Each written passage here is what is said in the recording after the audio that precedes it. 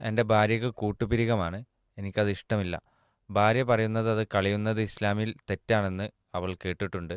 അത് വടിച്ചു കളയുന്നത് തെറ്റാണോ എന്നാണ് ശ്രോതാവിൻ്റെ സംശയം. പുരികം പറിക്കുക എന്നുള്ളത് ഇസ്ലാം വിരോധിച്ചിട്ടുള്ള ഒരു കാര്യമാണ്. നബി സല്ലല്ലാഹു അലൈഹി വസല്ലമയുടെ ഹദീസിൽ കാണാം, കണ്ണിൻ്റെ മുകളിലുള്ള പിരികം പറിക്കുകയും ചെയ്യുന്ന സ്ത്രീകളെ അള്ളാഹുവിൻ്റെ റസൂൽ ശപിച്ചിരിക്കുന്നു എന്നാണ്. അവർക്ക് ലഅനത്തുണ്ട്, ശാപമുണ്ട് എന്ന് നബി സല്ലല്ലാഹു അലൈഹി വസല്ലമ പറഞ്ഞിട്ടുണ്ട്. അതുകൊണ്ട് തന്നെ കണ്ണിൻ്റെ പിരികം പറിക്കുക എന്നത്, അത് വടിക്കുക എന്നുള്ളത് നിഷിദ്ധമായിട്ടുള്ള കാര്യമാണ്. അള്ളാഹുവിൻ്റെ ശാപത്തിന് കാരണമാകുന്ന കാര്യമായിട്ടാണ് അത് പഠിപ്പിച്ചിട്ടുള്ളത്. അതുകൊണ്ട് ഒരിക്കലും അത് ചെയ്യാൻ പാടില്ല. എന്നാൽ കണ്ണിൻ്റെ പിരികം എന്ന് പറയുന്നത് കണ്ണിൻ്റെ നേരെ മുകളിലുള്ള ഭാഗത്തിനെയാണ് കണ്ണിൻ്റെ പിരികം എന്ന് പറയുന്നത്. എന്നാൽ പണ്ഡിതന്മാർ അവിടെ വിശദീകരിക്കുന്നത് രണ്ട് കണ്ണുകൾക്കിടയിലുള്ള ഭാഗം കണ്ണിൻ്റെ പിരികമായിട്ട് പരിഗണിക്കുകയില്ല എന്ന് ഒരു വിഭാഗം പണ്ഡിതന്മാർ പറഞ്ഞിട്ടുണ്ട്.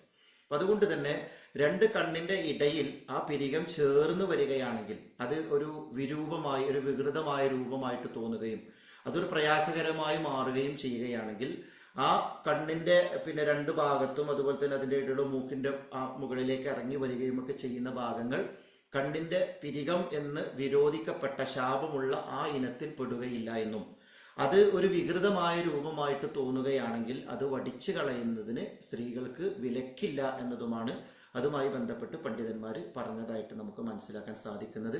അപ്പം അതുകൊണ്ട് നാമിസാത്ത് എന്ന് പറഞ്ഞത് പറിക്കുന്ന ആളുകൾ എന്ന് പറഞ്ഞ കൂട്ടത്തിൽ കണ്ണിൻ്റെ മുകളിലുള്ള പിരികത്തെക്കുറിച്ചാണ് അതുകൊണ്ട് ഉദ്ദേശിക്കുന്നത് എന്നാണ് പണ്ഡിതന്മാർ വിശദീകരിച്ചതായിട്ട് നമുക്ക് മനസ്സിലാക്കാൻ സാധിക്കുന്നത്. അതുകൊണ്ട് തന്നെ കണ്ണിൻ്റെ രണ്ടിൻ്റെയും ഇടയിൽ പിരികങ്ങനെ ചേർന്ന് നിൽക്കുകയാണെങ്കിൽ അതൊരു വിരൂപമായിട്ട് തോന്നുന്നുവെങ്കിൽ അത് വടിക്കുക എന്നുള്ളത് വിരോധിക്കപ്പെട്ടതല്ല, ആ ഗണത്തിൽ പെടുകയില്ല എന്നതാണ് പണ്ഡിതന്മാർ വിശദീകരിച്ചിട്ടുള്ളത്. എന്നാൽ കണ്ണിൻ്റെ മുകളിലുള്ള ആ പിരികം അത് പറിക്കുകയോ വടിക്കുകയോ ചെയ്യാൻ പാടില്ല.